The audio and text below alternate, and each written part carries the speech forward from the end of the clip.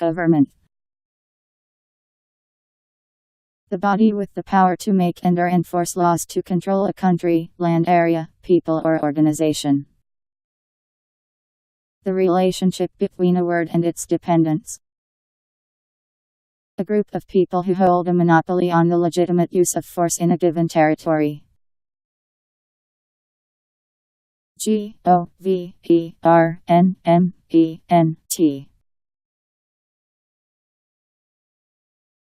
Government.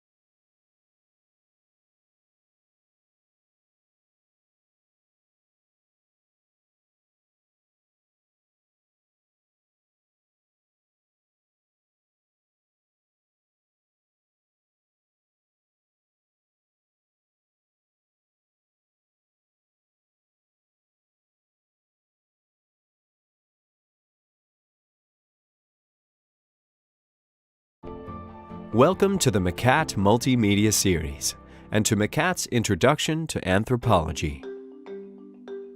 Anthropology is the study of people and their cultures. Its roots stretch back more than 1,000 years to exotic travelers' tales imagining strange societies and peoples whose behavior fascinated early explorers. But scholars began this serious study of human culture only late in the 19th century. Early anthropologists studied customs and beliefs in pre-industrial societies in the hope of opening windows onto their own pasts, in order to explain how institutions like religion or the family had come to be. Some of the texts that emerged during this period continue to be influential.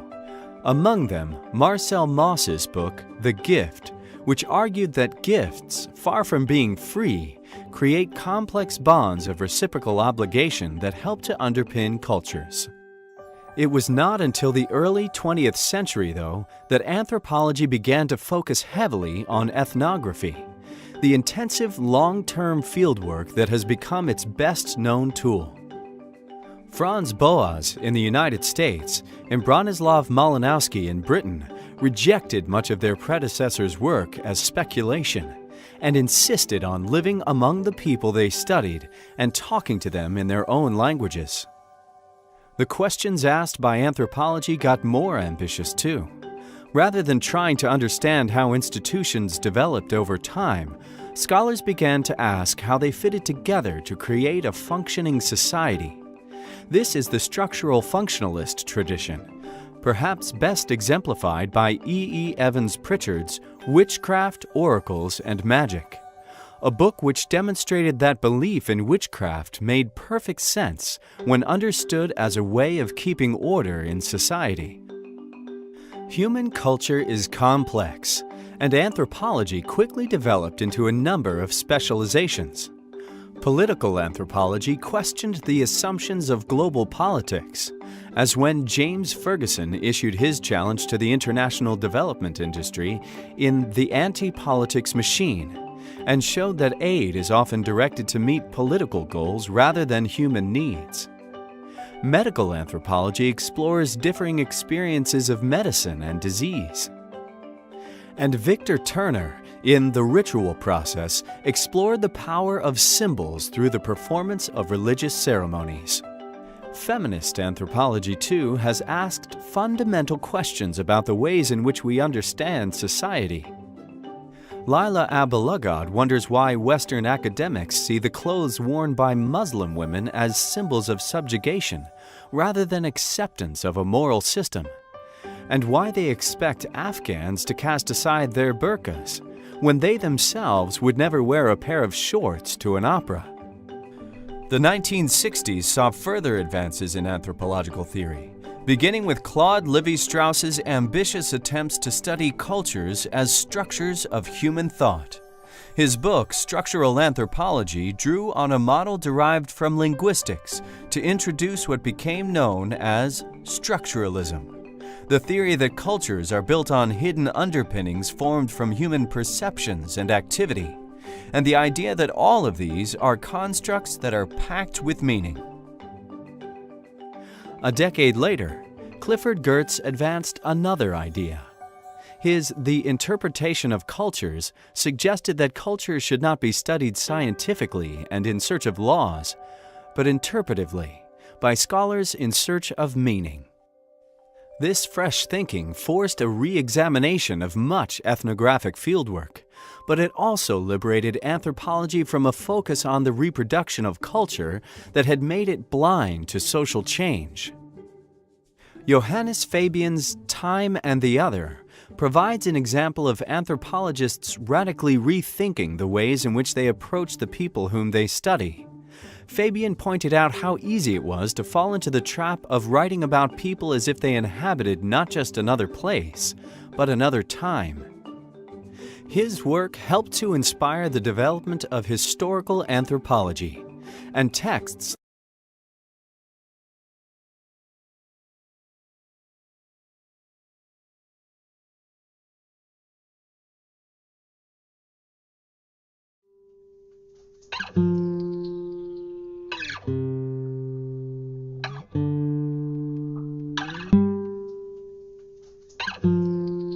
So what is archaeology? The definition you may find in a dictionary is that archaeology is the study of human history and prehistory through looking at artifacts and excavating sites. But to me, it's much more than that. Archaeology is a way of life and a passion for exploring the world around me. It is also a tool to understand the lives of people who lived before me when the world was very different. Sometimes I think we can learn from others' mistakes as well as their triumphs and technologies.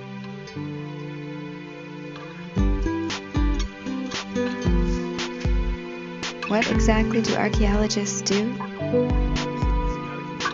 We spend a lot of time wandering around. Well, I don't know if wandering is the right way to put it. We call it surveying. And this is where we line up at regular spaces between 10 and 30 meters usually. We measure most everything in meters, by the way. And then use a compass bearing to walk a straight line.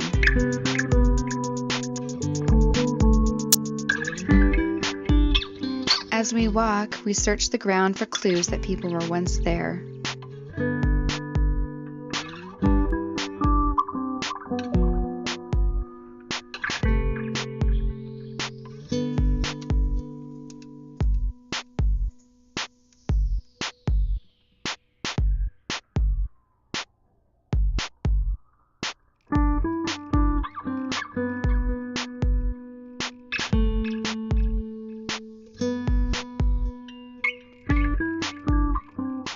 This could be something as small as a flake or a leftover stone from making a tool.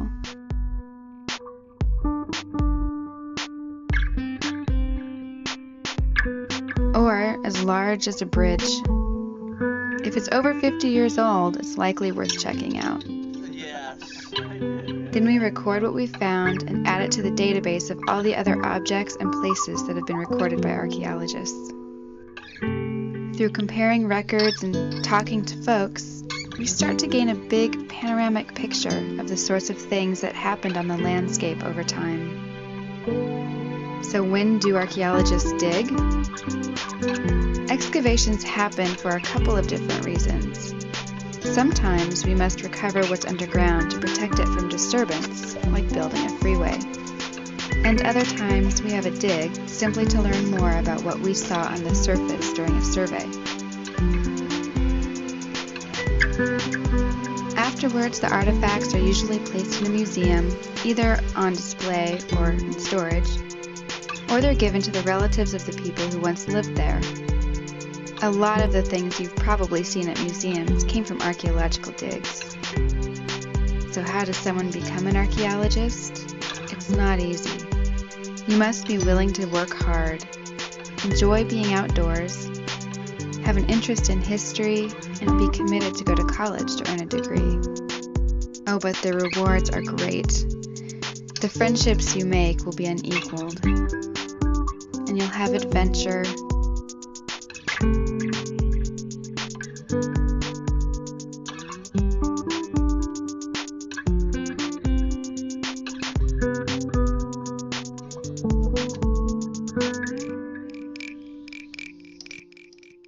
See things you may not expect.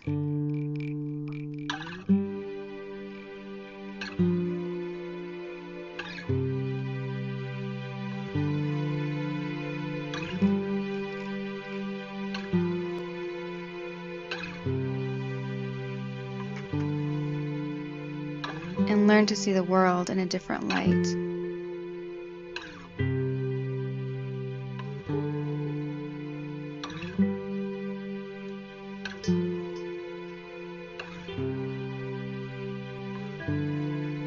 Being an archaeologist isn't for everyone, and thank goodness, because I'd be out of a job. But archaeology is something that has an influence on all of us. And who knows? Maybe someday an archaeologist will be studying something you left behind.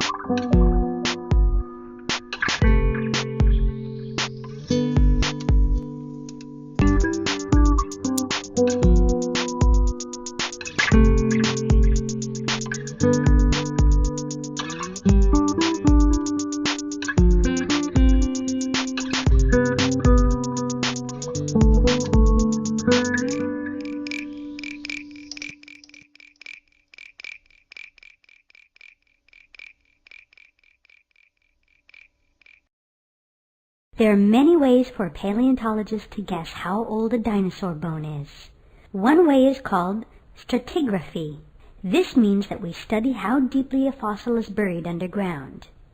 Layers of rock are formed over millions of years. New layers are formed on top of old layers. So one way to guess a bone's age is to see which layer of rock it was in when it was found. The deeper the rock, the older the fossil. This isn't always very easy. The Earth is moving all the time. Old layers of rock are pushed to the surface, and new layers are formed when volcanoes erupt. Another way to find out a fossil's age is called radioisotope dating. This is the best way to find out how old a fossil is, but the fossil must be made out of certain kinds of rocks. Rocks like uranium-235 decay very slowly over time. This means that over many, many years, uranium-235 changes into another kind of rock called lead-207. It changes very slowly, at the same speed, no matter how old it is.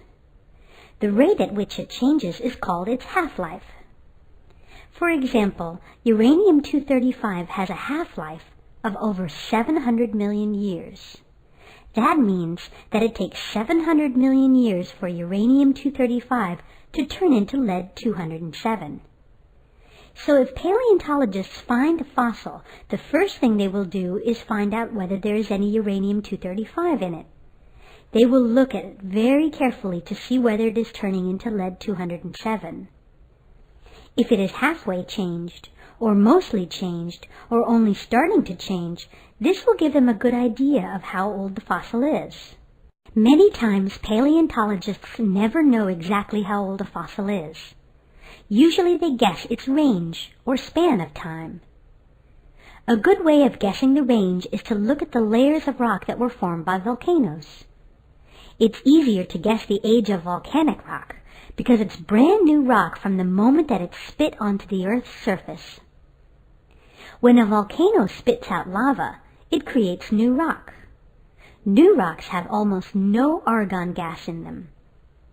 As the rock gets older, the argon gas is released. The more argon gas a rock has, the older it is. Imagine that a volcano erupted 80 million years ago and spread a layer of volcanic rock over the Earth. Then imagine that a triceratops lived and died right on top of this layer. It was buried in the ground and became a fossil. And then, 10 million years later, another volcano blew a layer of rock on top of the buried skeleton. If the first layer of rock was 80 million years old and the second layer was 70 million years old, paleontologists can guess that the Triceratops skeleton was between 70 and 80 million years old. Finally, paleontologists can use what they call index fossils. These are fossils belonging to creatures that lived during a certain time period, and they are found next to other fossils. Let's say that we find the fossilized remains of a jellyfish. Since jellyfish are one of the oldest kinds of life on Earth and are still alive today, it will be very difficult to guess how old it is if we found it all by itself. But let's say that we find this jellyfish next to the fossil of a trilobite. We know that trilobites lived during the Paleozoic era, between 2,500 and 250 million years ago. So that means that the jellyfish would have lived at the same time. Because we are using the trilobite fossil to guess the age of the other fossil, the trilobite is our index fossil.